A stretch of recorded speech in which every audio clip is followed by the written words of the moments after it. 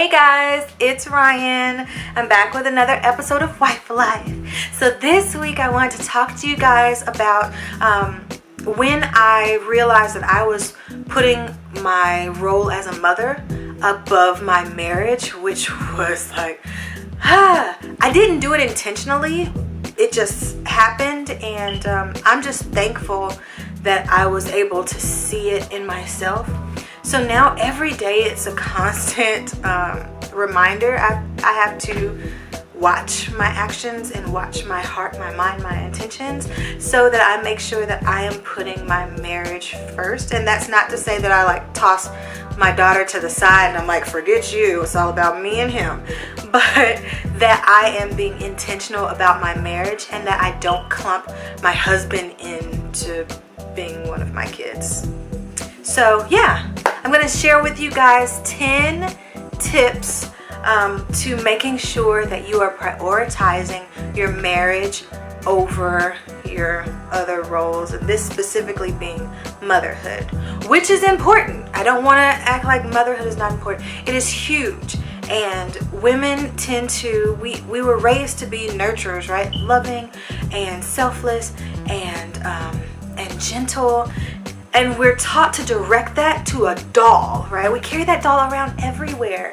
And we don't really realize that all those beautiful characteristics of what makes a woman were put in us to take care of our spouse as well. I mean, God knew that we would bring forth children, right? And raise them and love them and all that good stuff. But our lifelong commitment is to our husband. So all of those characteristics, we can use them for him and not just save them up, and when the kid comes it's like, there is my purpose. No girl, that was actually for that dude. Like, give him a little bit too. So yeah, let's get started. Okay, so a lot of these are going to be from the perspective of my life right now.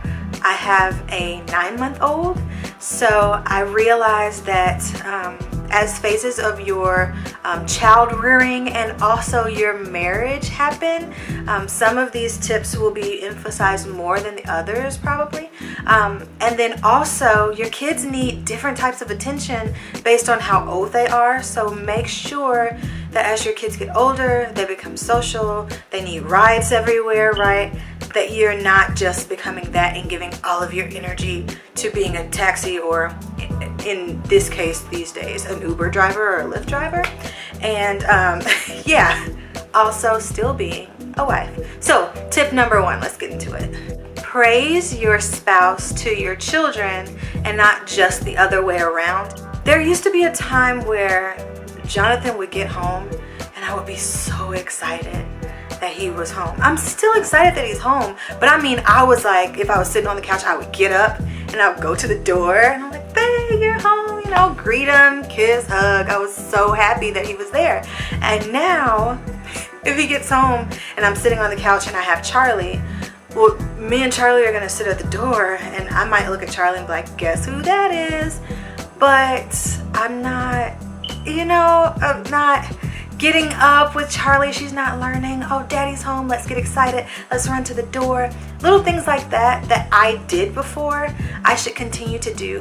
And if your children are older, making sure that you are praising your spouse so that your kids know just how important dad is, how much you love dad when he's not around, right? Because that means so much more when you talk about people when they're not there than if they're right there. I mean, of course we praise them when they're right there, but what are you saying about your husband when he's not around to your children? Number 2, save some energy for your spouse. Okay, so I have a 9-month-old, right? And that is so hard. At this point, I don't think I'm at the point where I can necessarily save energy for my spouse, but I do try to add in a little oomph, which means that sometimes I have to sacrifice a little bit so that my husband can not only have me but have some type of energy and not just like, well, I'm here, what did you want to do? Oh, you want to watch a movie? Okay, well, I mean, I'll try to stay awake, no promises. Try to give them something. Your marriage depends on it, and I try to remind myself that Charlie is only going to be this young and need this much for so long, and I don't want to wait until she's 4 years old and be like, okay, I got a little bit of a break, which anyone with a 4-year-old will be like, no girl, that's when it gets really real. But I don't want to get to a certain stage, let's just say that, and be ready to like give him all my energy, but it's too late because I've let so many things just drop off, and now we're kind of starting over. So give your husband energy, save some of that for him. Number 3, I was about to say 2. Number 3, prioritize your wife habits. So what things did you do before the kids when you were being just a wife, when you were just his homie, you know, his girl?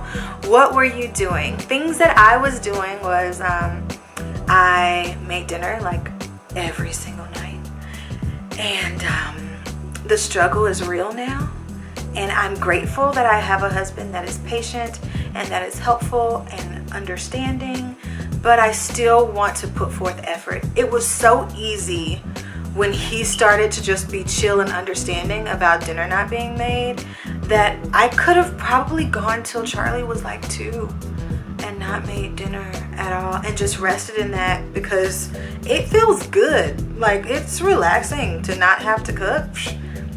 Come on. But you know, I tried not to take that liberty too far and motivate myself like, come on, Ryan, this is what you used to do.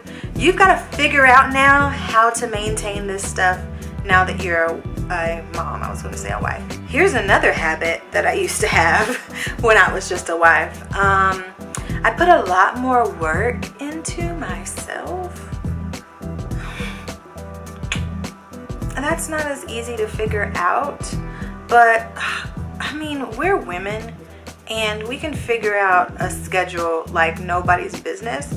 It's just a matter of accepting the fact that you can't do things the way that you used to do them. And now you got to figure out what's your new normal and how do you get things done. Number 4, say yes to your husband as much as possible. So I can give you guys a short story. So when Charlie was born, I was nursing her. I'm still nursing her. But I went to work, back to work full time. And so that meant that I was pumping while I was at work, and I knew that when I got home, I had to come home with at least 4 bags of milk. That was like my job. The other thing was just what I did in between pumping milk. My real job was making sure that I came home with 4 bags of milk. So yeah, that was like my never-ending cycle. I pretty much engulfed my life. My life was like planned around pumping, which is great. Okay, so Jonathan, the weekend would come, and Jonathan asked if we could go to the movies. No, I don't think he said specifically movies, but he wanted to go out on a date. And the only thing that I could think of was, how much milk is that gonna take? How much milk am I gonna have to make up for? Because I'm about to hand whoever's watching Charlie 2-3 bags of milk, and I can't pump while I'm out on the date. I'm gonna be staying up late to pump, and all I was thinking about was what it was gonna cost me. And in my mind, it was not worth it, which is crazy. It was not worth it for me to spend some time with my husband, the guy who made me a mother, the original family that I had, the one that I committed to. I could go on and on, but that was crazy. I was willing to say no to my husband because I thought it was more important that I save milk and be there to just nurse her. Whoa. Okay, that's the moment when I saw the look in my husband's eyes. Not the first time that I said no, probably like the 5th time. When I really saw it, that was what clicked for me. So think about what you communicate to your husband every time you reject his proposal to go out and spend time with you. He wants alone time with you. And we want to figure out how we can bring the kids too. They're not a burden. They're great. He has every right to want to spend some alone time with his wife and not want to have to go to Applebee's or McDonald's Maybe he wants to go to an adult restaurant with his adult wife. Maybe he wants to go see an adult movie, not something rated R or something like that, but have some type of adult fun. Go dancing, stay out a little later.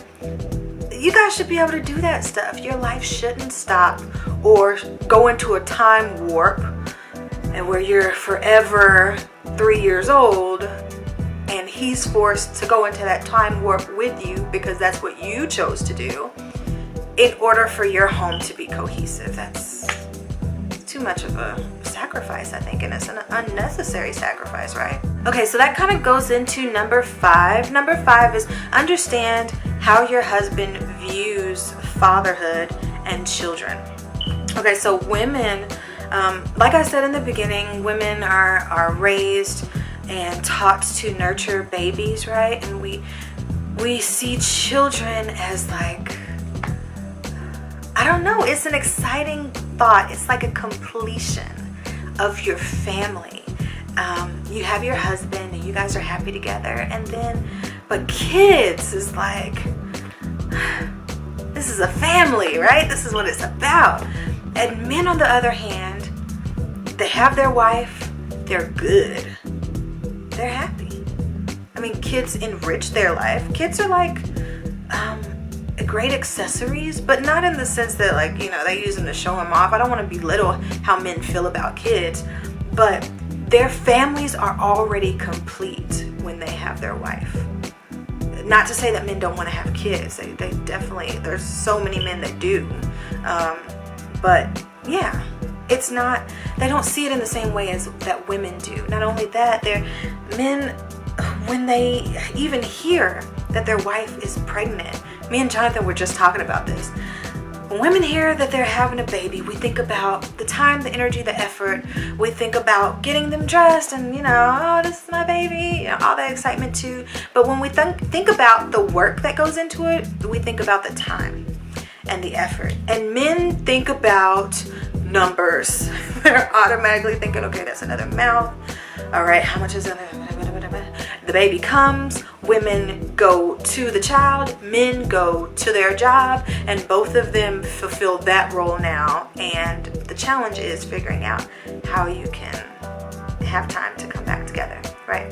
And so men go to work, and then they come home, and we hope that they don't bring the work with them, but then they come home, but they come home to you being a mom still. And so what we tell them non-verbally is, if you want my love, you want my attention, you want my care, then I can't meet you here in the middle, but you can definitely come join me and the kids. He doesn't want to do that, because you start treating him kind of like the kids. It's like, I'm feeding the kids and they're eating chicken nuggets. He doesn't want to eat chicken nuggets, girl. Like, you didn't change the whole menu in the house around the kids because now the kids own the home. You get what I'm saying? Okay, I hope so. So we have to, as women, figure out how we prioritize our husband, because this is still his house. And the kids came in to his house. He's not coming into what y'all got set up. So yeah. So understand how men view children, because we as women can see how men are interacting with kids, or not even how they're interacting with kids, but their willingness to like go out of town without the kids. And you can see it as like, you don't love these children? You don't love them like I do. No, girl, he loves his kids, but he loves you, girl. Like, he wants you. When he looks at his kids, guess who he sees? Okay, so number 6, think of your husband first. Not just in the example that I gave in 5 of like what's for dinner, you know, always catering to the children of what they're eating now. So that's what the whole family is eating. That's what we like. But also think about your husband when you wake up in the morning. And that is hard when you have children, especially when you have a 9-month-old who wakes up before you, and you usually wake up because that's the thing that you heard instead of your alarm clock is your child leaning over the rail of her crib and calling for any and everybody. So how do you wake up with the intent of of serving God and also having a heart for your husband who's laying there next to you, take a second before you jump up to go see what these kids need. Pray, look at your husband, your spouse, and be grateful. Stare at him with crazy eyes and hope that he opens his eyes too and terrify the mess out of him. But set your heart on your marriage. Number seven is communicate with your husband and communicate often.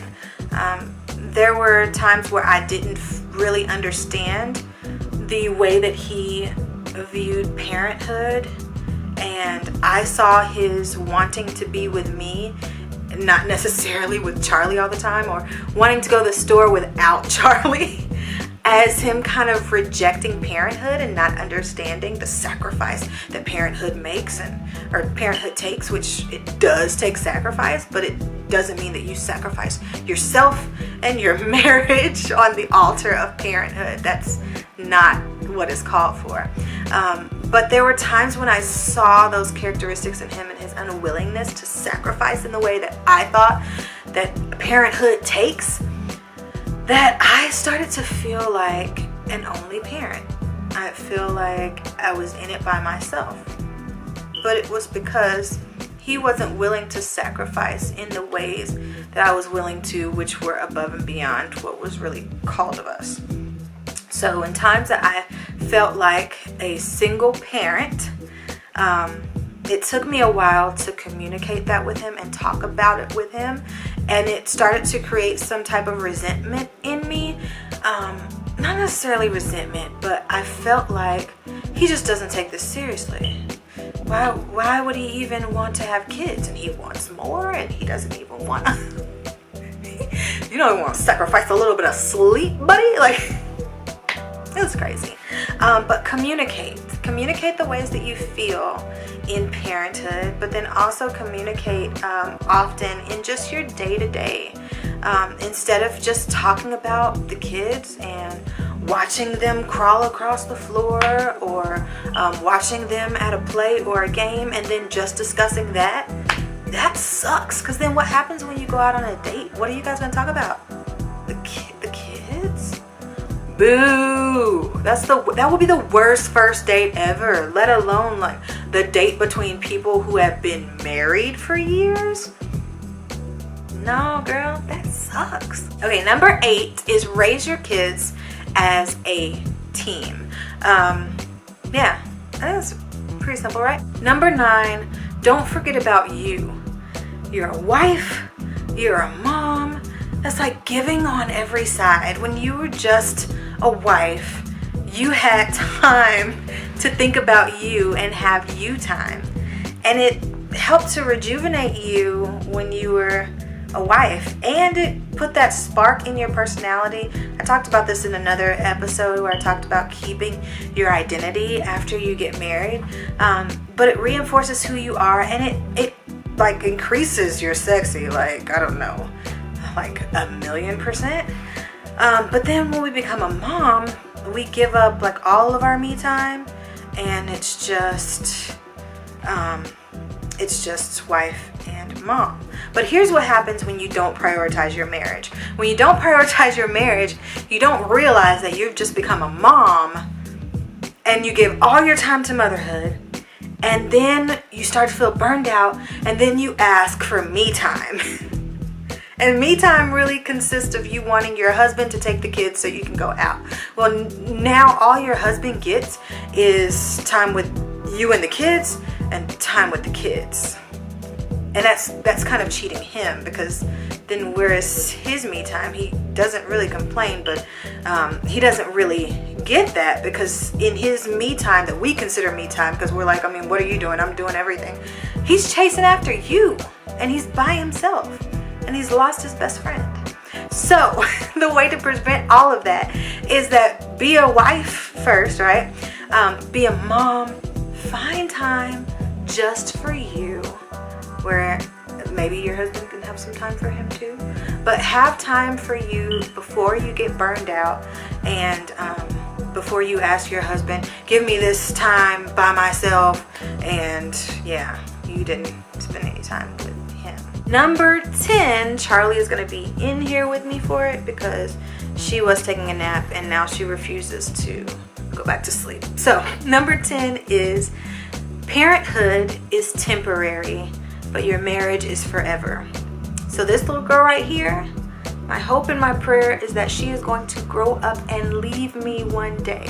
I want her to grow up to know God, to be a wonderful, courageous, strong individual who is nurturing and loving and caring, so much so that some man meets her one day and says, yes, that is the woman for me.